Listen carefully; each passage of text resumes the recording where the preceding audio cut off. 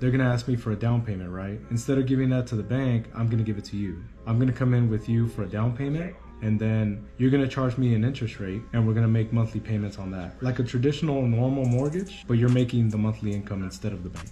That's monthly, you're gonna make an income off of it. It's pretty much your total equity. So this is called an owner finance. I can send you a little more info on it so it can kind of help clear it up a little bit. Yeah, man, that sounds freaking awesome. Actually, I've heard of something like this before. That sounds really cool. Yeah, send me some literature on that. Okay. Let me do some reading up. The only problem I see is I was gonna take the equity.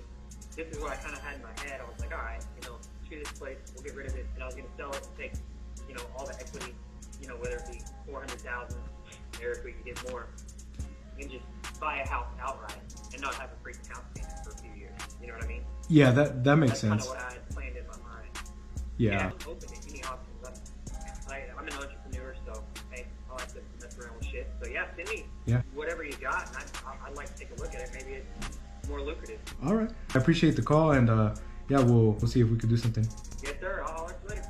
All right. You take care. Thank you. Bye-bye.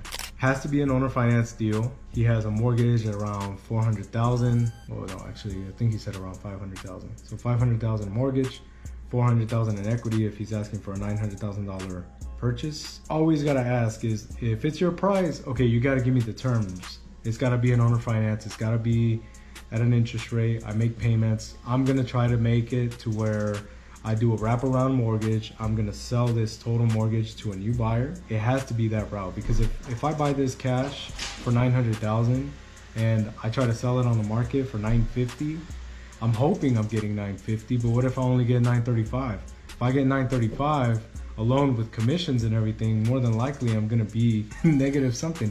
Because if commissions alone are 3 or 4% at that price, and then 2% for closing costs, you're actually underwater.